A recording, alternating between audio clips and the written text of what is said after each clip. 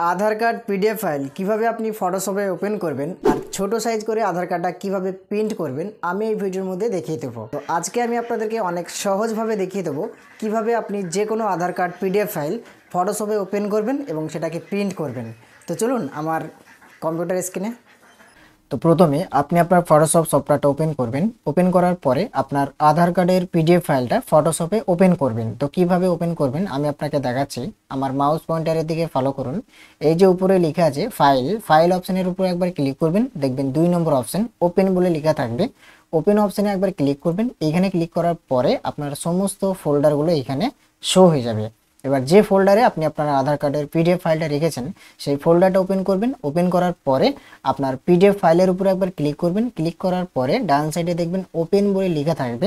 Open লেখাটার উপরে একবার click করে দিলেই এরকম একটা আপনার পিডিএফ সিকিউরিটির বক্স চলে আসবে। এবার আপনি এখান থেকে একটা পাসওয়ার্ড দিতে হবে এখানে আপনাকে। তো পাসওয়ার্ডটা কি আমি আপনাকে বলছি, আপনি শুনুন। যার আধার কার্ড আপনি ওপেন করবেন তার আধার কার্ডের যে নামটা দেওয়া আছে ওই নামের প্রথমকারের 4টে অক্ষর বড় হাতের ক্যাপিটাল লেটারের প্রথমকারের 4টে অক্ষর দিবেন আর তারপরে দিবেন তার ইয়ারটা। যদি তার ইয়ার হয় 2001 বা 1999 বা 2003 বা 2004, যেটাই হোক না কেন সেটা আপনি দিবেন। তো প্রথমত তার নামের 4টে অক্ষর দিবেন বড় হাতের, ছোট হাতের যেন না হয়, ঠিক আছে? আমি আপনাকে এক্সাম্পল হিসেবে দেখাচ্ছি। ধরে নিন যদি তার নাম হয় রাজু, তাহলে আপনি বড় হাতের রাজু RAJU এরকম দিবেন। তারপরে যদি তার ইয়ারটা হয় 1999 কি 2000, তখন আপনি সেটা বসাবেন রাজু নাম লেখার পরে 1999 বা 2000 এরকমভাবে আপনি বসিয়ে দেবেন। তো আমি যার আধার কার্ডটা ওপেন করছি তার নামের প্রথমকারের 4টে অক্ষর এখান থেকে দিয়ে নিচ্ছি বড় হাতের, ঠিক আছে? তো আপনার যেটা হবে আপনি দিবেন। দেওয়ার পরে যদি তার ইয়ারটা 2000 হয় বা 1999 হয় বা 2002 হয় বা 2003 হয়, যেটাই হোক না কেন নামটা দিবেন, নামের 4টে অক্ষর দিবেন প্রথমকারের বড় হাতের, তারপরে আপনি 1999 কি 2000 সেটা দেবেন। তো আমি 1999 দিলাম যার আধার কার্ড। তো দেওয়ার পরে এখান থেকে আপনি ওকে করে দেবেন। ওকে করার পরে দেখবেন এরকম একটা বক্স চলে আসবে। আপনি কি করবেন, উপরের দিকে ফলো করুন, ওকে বলে লেখা থাকবে। ওকে লেখাটার উপরে একবার ক্লিক করে দিলেই আপনার আধার কার্ডটা ফটোশপে খুব সুন্দরভাবে ওপেন হয়ে যাবে। দেখুন আমি যে আধার কার্ডটা ওপেন করতে চাইলাম সেই আধার কার্ডটা কিন্তু ফটোশপে ওপেন হয়ে গেল। আশা করি বুঝতে পেরেছেন। এবার কিভাবে এটাকে ছোট সাইজ করে প্রিন্ট করব সেটা আমি আপনাকে দেখাচ্ছি, আপনি দেখতে থাকুন। প্রথমত ছোট সাইজ করে প্রিন্ট করতে গেলে আমাদের এই যে নিচেকারে যে অংশটা আছে এটা কেটে নিতে হয়, তাই না?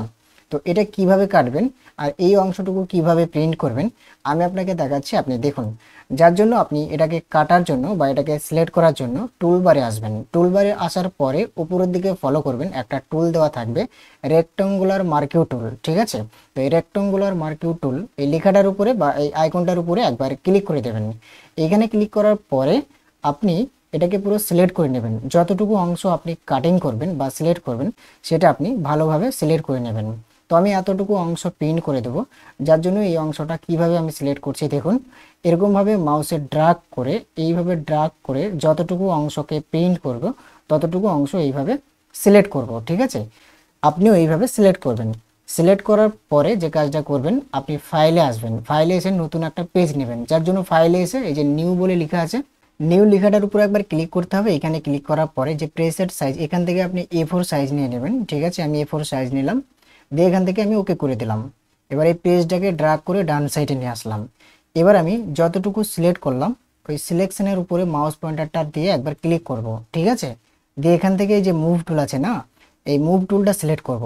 মুভ টুলটা সিলেক্ট করার পরে দেখবেন একটা ছোট্ট কাঁচির মতো চিহ্ন চলে এসছে মাউস পয়েন্টারে, আপনি দেখলেই বুঝতে পারবেন। তো কি করবেন, এরকমভাবে এই ড্র্যাগ করে নিয়ে যাবেন, এতটুকু ড্র্যাগ করে নিয়ে এই পেজের উপরে ছেড়ে দেবেন। তাহলে দেখবেন যতটুকু অংশ আপনি ক্রপিং করলেন বা সিলেক্ট করলেন ততটুকু অংশ কিন্তু এখানে চলে আসবে। এবার এটা আপনি ভালোভাবে সাজিয়ে নেবেন, A4 পেজটাই ভালোভাবে এরকমভাবে সাজিয়ে নেবেন। আশা করি আপনি ব্যাপারটা বুঝতে পেরেছেন। আমি আপনাকে সহজভাবে দেখিয়ে দিলাম যে কোনো সাইজ সিলেক্ট করতে হবে না, আপনাকে কোনো কিছুই করতে হবে না। জাস্ট এরকমভাবে ক্রপিং করে নিয়ে এসে বা সিলেক্ট করে নিয়ে এসে এই পেজের উপরে ছেড়ে দিলেই এইভাবেই আপনি কাস্টমারকে প্রিন্ট করে দিতে পারবেন। তো কিভাবে প্রিন্ট করতে হয় সেটা আপনারা ভালোভাবেই জানেন। তো তো আপনি বুঝতে পেরেছেন যে ফটোশপে কিভাবে আধার কার্ড ওপেন করতে হয়, কিভাবে সেটাকে ক্রপিং করে প্রিন্ট করতে হয়। তো আজকে আমি এটা দেখালাম একবারে যারা নতুন তাদের জন্য। তো আজকের মতো এই পর্যন্ত। যদি ভিডিওটা দেখার পরে একটু উপকৃত হয়ে থাকেন অবশ্যই একটা লাইক দিয়ে জানাবেন। চ্যানেলে যদি আপনি নতুন হয়ে থাকেন চ্যানেলটিকে সাবস্ক্রাইব করে দেবেন। ধন্যবাদ।